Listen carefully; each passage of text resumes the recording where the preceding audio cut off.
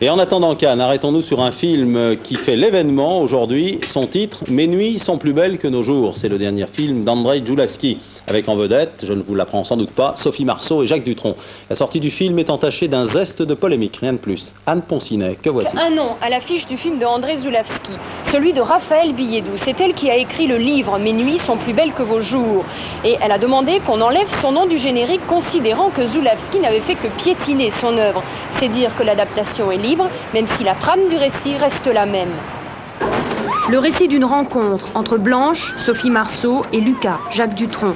Lui est informaticien, inventeur d'un nouveau langage informatique, mais il est très malade, condamné même. Il perd peu à peu son langage. Alors pour résister, il parle, un discours désarticulé, désorganisé. Il parle à Blanche, rencontrée dans un café et dont il tombe amoureux.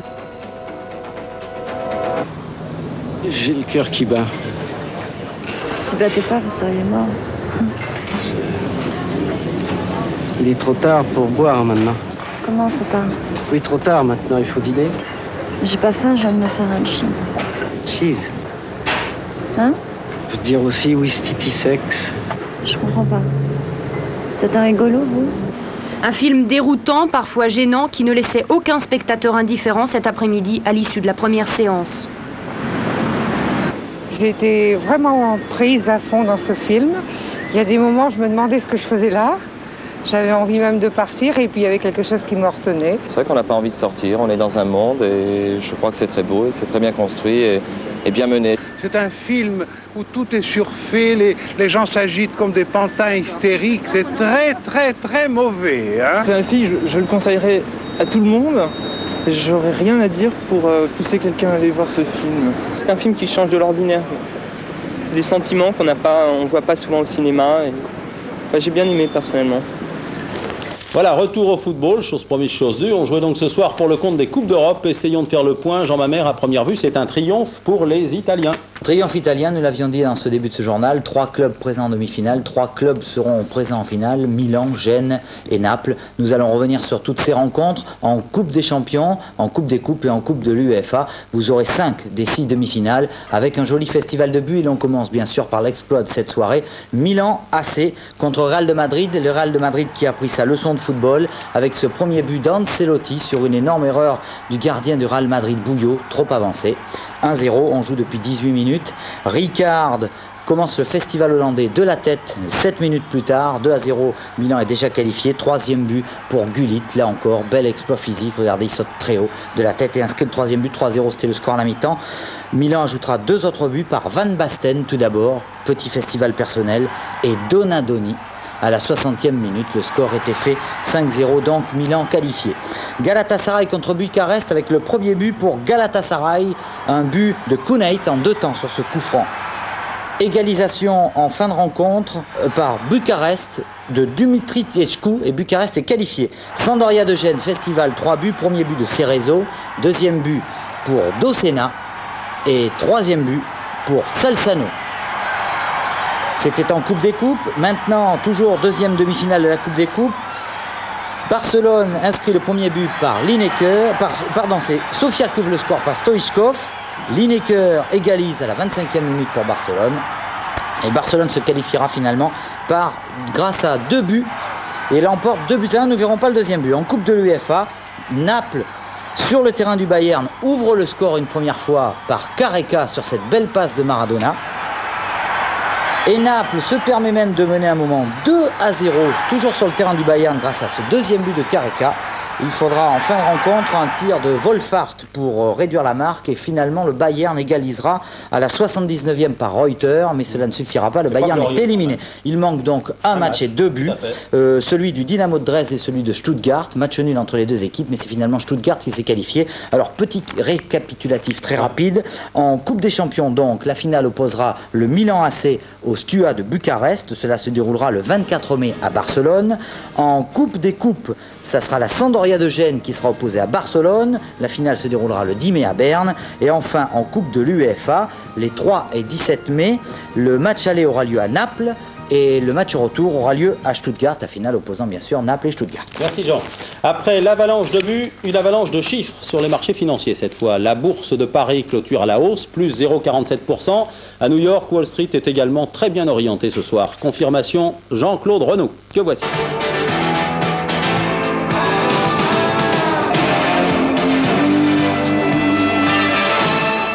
Même si les prises de bénéfices commencent à peser à Wall Street, la bourse de New York a continué de progresser aujourd'hui dans un marché actif. Ce soir, le baromètre, l'indice Dow Jones, termine à 2387, en hausse de 7,51 exactement. L'événement qui a inquiété les investisseurs aujourd'hui, c'est la flambée des cours du pétrole après l'explosion d'une plateforme en mer du Nord. À Londres, le baril de Brent, c'est-à-dire le pétrole de la mer du Nord, a franchi les $20. Et aux États-Unis, le baril de West Texas Intermediate, c'est la référence en matière de pétrole américain, a gagné plus de $1 à 22,65 $. Sur les marchés des devises, beaucoup plus calmes aujourd'hui qu'hier, le billet vert a regagné du terrain. Il termine ce soir à New York à 6 francs 29,80 contre 6 francs 27 hier. À noter la faiblesse du yen causée par des rumeurs de démission du Premier ministre japonais Takeshita. Sur les grandes places boursières, on a encore enregistré 2 records aujourd'hui à Tokyo et à Paris. L'Asie était en hausse, tandis qu'à Francfort, la bourse recule après un nouveau dérapage des prix à la production. Hausse à Zurich et à Londres. À Paris donc, un nouveau record et un bon signe. Le volume des transactions reste important. Aujourd'hui, l'indicateur de tendance a clôturé en hausse de 0,47%. Et ceci à la veille d'une liquidation mensuelle qui s'annonce bien puisqu'elle est gagnante de 7%. Voilà, si vous voulez connaître le montant des dividendes distribués par Dumez, par exemple, ou bien encore par Peugeot, eh bien c'est facile, 3615 Codeco A2 sur votre Minitel. Un coup d'œil sur les unes que vous trouverez dès demain matin dans les kiosques avec Éric Perrin. Ensuite, je vous donnerai les pronostics du quartet et du tiercé qui se courent demain à Auteuil. L'action diplomatique menée par la France en vue d'obtenir un cessez-le-feu au Liban ne fait pas recette pour le moment. Libération note que les grands traînent un peu les pieds pour faire pression sur les Syriens. Jacques Chirac favorable à la rénovation de l'opposition dans une déclaration au Figaro. Mais la dialectique a ses secrets puisque le leader du RPR est prêt à présider le comité de soutien à la liste Giscard-Juppé.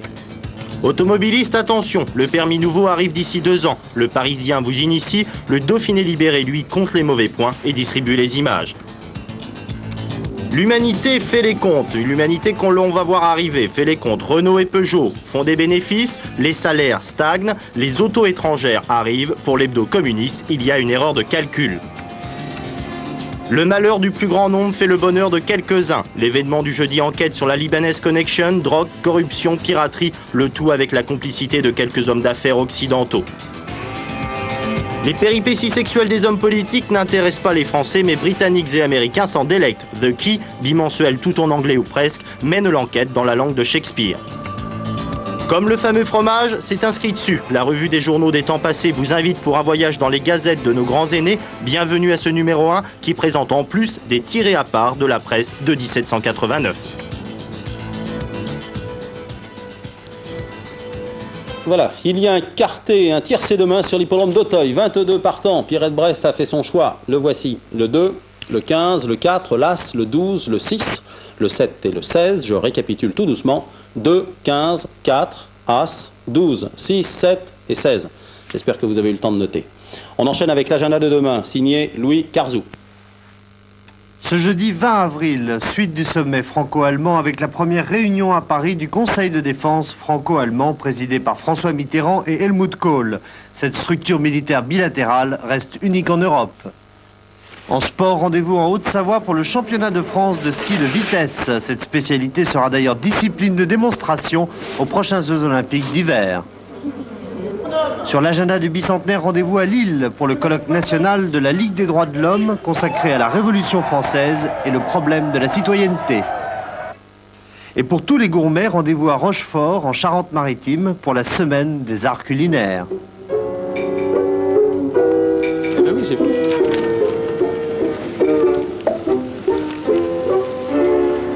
Bonne fin de soirée sur Antenne 2. Dans quelques instants, la météo avec Laurent Cabrol. Ensuite, vous verrez 60 secondes, l'émission quotidienne consacrée à la démocratie.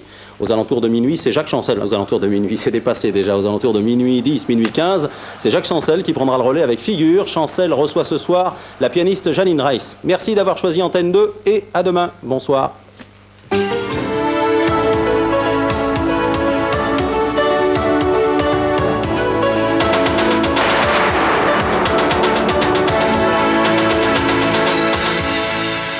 Madame, monsieur, bonsoir ou rebonsoir.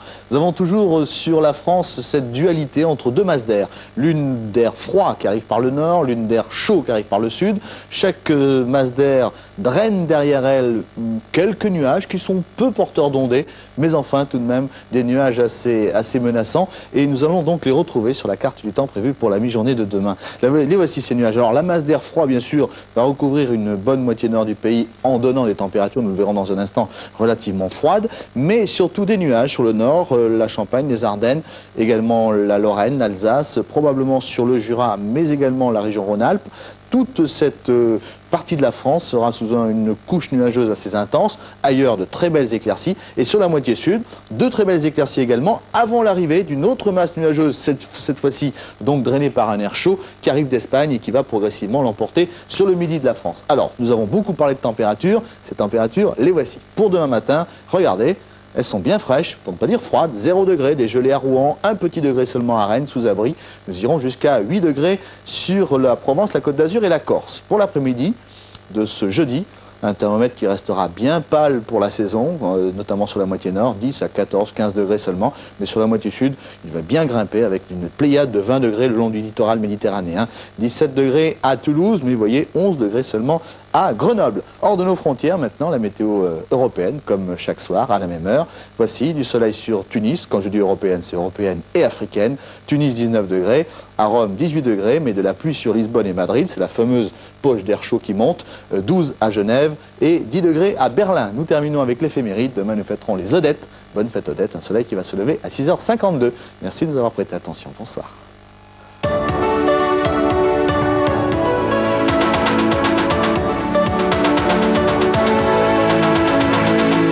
AGF, partenaire olympique.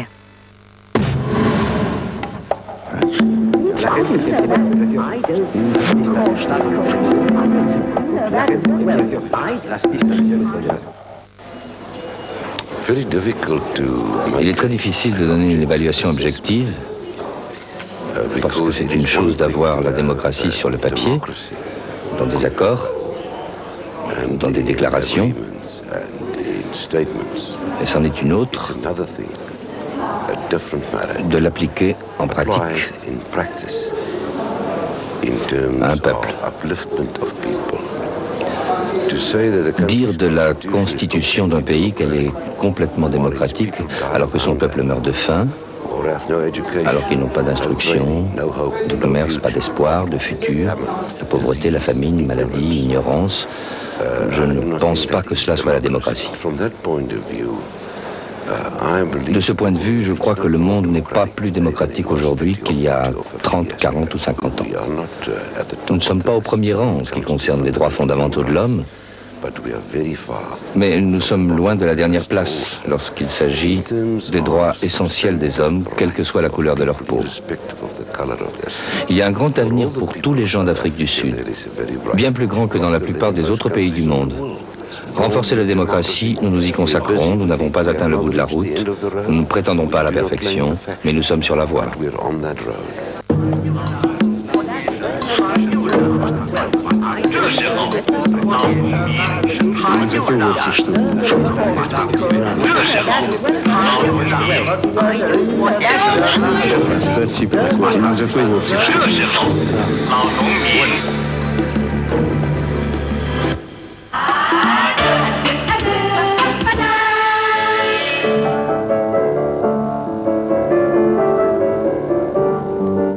Chaque mercredi dans Figure, j'ai la chance d'accueillir des personnalités exceptionnelles, célèbres ou inconnues. Elles vous font toujours partager une aventure singulière, celle de leur vie, de leurs idées, de leur passion, l'inattendu, la spontanéité. Figure, la mémoire retenue de ceux qui font le XXe siècle.